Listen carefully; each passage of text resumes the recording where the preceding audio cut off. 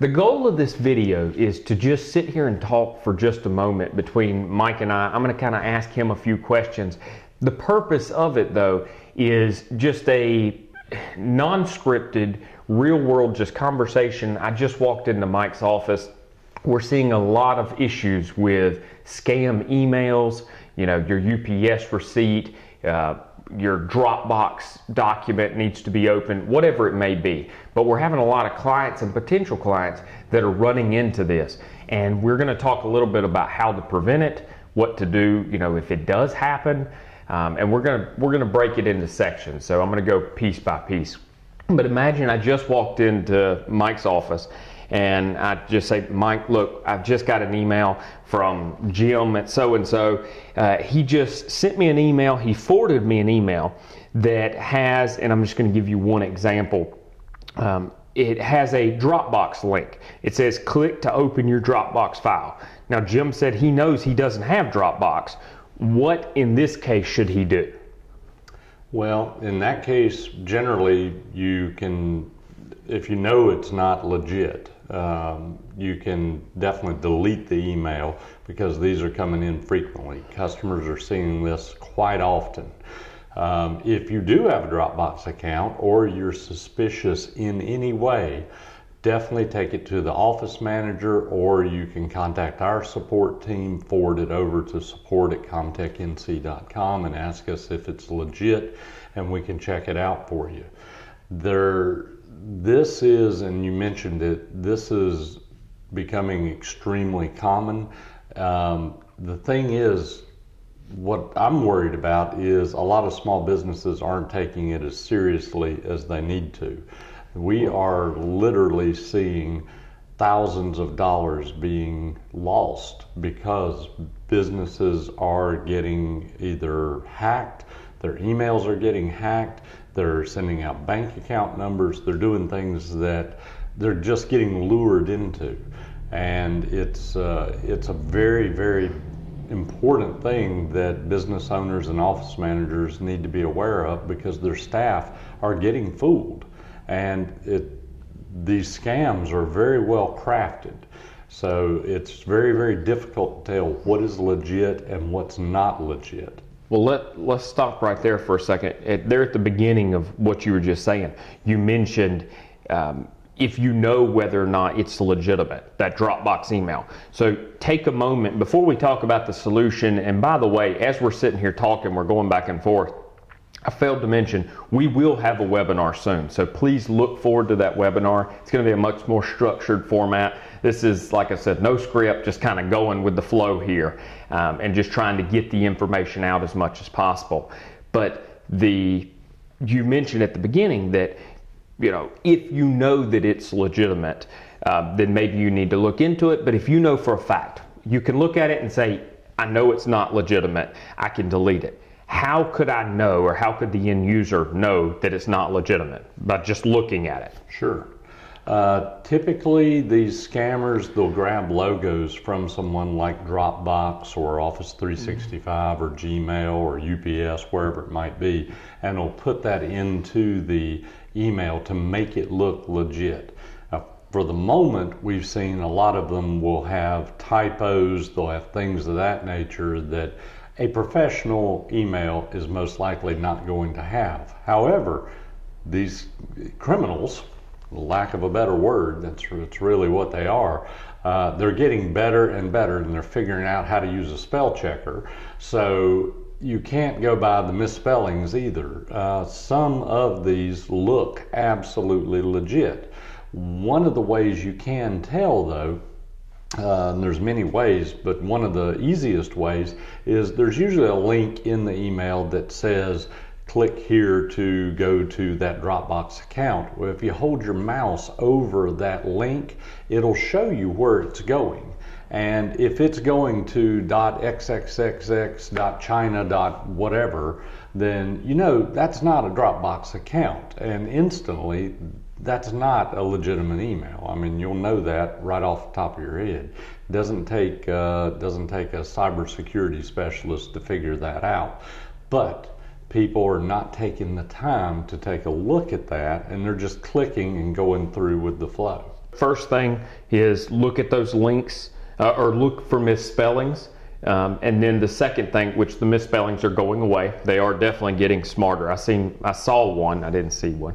I saw one the other day that was, it was perfect. The logo was perfect. They actually put the address of Microsoft. They looked up their corporate office and put a footer for their address, their phone number, so it looked like it came from Microsoft.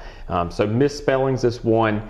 The second one is links, just hover over it. The third one, I think that I'm sure you mentioned it at the beginning, is if you don't have a Dropbox account, just the logical pieces. If you don't have a Dropbox account or you haven't shipped anything whatsoever from UPS or FedEx, then they're not going to send you a tracking number.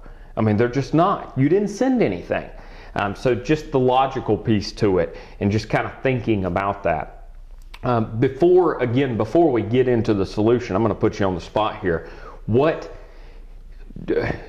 is the craftiest, if you can think about it? I know the craftiest scam I've seen. What is the craftiest one you've seen that's kind of out of the ordinary? Well, I'll let you go through the specifics, but the craftiest way that I have seen, and this is more of a method than a specific email, the craftiest thing that I've seen is the way that these criminals are getting around the virus checkers and the spam checkers and things like that, because that's something I get asked a lot is, why doesn't my filtering take this out? Why am I even seeing this email? And I'm clicking on it and my antivirus should stop it, that sort of thing. What the latest round is of these threats is it's not a threat, and that's why it's not getting detected. Let me explain that just a little bit. The email comes in and it says click here to retrieve your Dropbox file or click here to see your UPS invoice. There's nothing in that email that is a threat. There is no virus. There is typically no attachment. There's nothing there to trigger any type of anti-threat software or mechanism. So when the customer clicks on the item, it takes them to a website, typically, that asks them to do something. It's either give me your account number, give me your bank account number, give me your login with Office 365, log in with your Gmail account. It's asking them for something. Again, there's no script running, there's no virus, there's no malware. It's just a website that has a form on it. And an unsuspecting person is going to think, oh, okay, well, I can just log in here and retrieve whatever information that I need to, and they don't realize they just gave away their credentials and unlocked the keys to their email account or whatever it is they happen to just give away. And I think that is the most craftiest thing, because it completely defeats every threat management system out there, because it's a threat, but yet there's no way to detect it. And that's where education comes in, and we have to teach our employees and our staff to be aware of these things. And to me, that's what's so crafty about it. It's not the old days of watch out for this attachment because it's going to have a virus in it. That was the old way of doing things. Yeah. So before we get into the education and what I honestly believe to be the solution as of right now, until the criminals kind of change their methods, but I want to tell you about the craftiest one I've seen. It was actually about 2 years ago. I personally got an email from an HVAC company. I was doing some work on my house, and I was actually doing some work with an HVAC company, but this one was totally separate. I think it was just a coincidence when it happened, but I got an email that said something to the effect, it had an attachment, and it said something to the effect of, what the H are you sending this to me for? I'm not paying this, and used a couple other curse words. Well, I think the reason is because, you know, at least here in the U.S., you're using curse words and such. People are like, well, I didn't send them that, but it makes you look at it, especially if they can put it in the title. It catches your attention.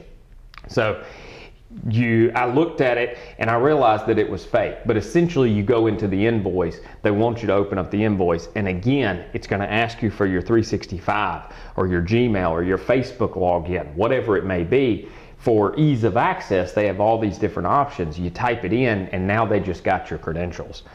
So they were doing that about 2 years ago, but now it's just now getting popular.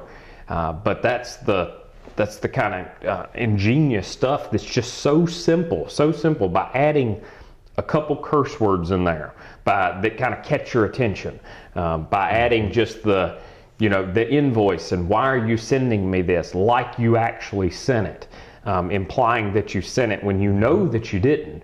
That's the kind of things that are just, I mean, they're crafty. Right.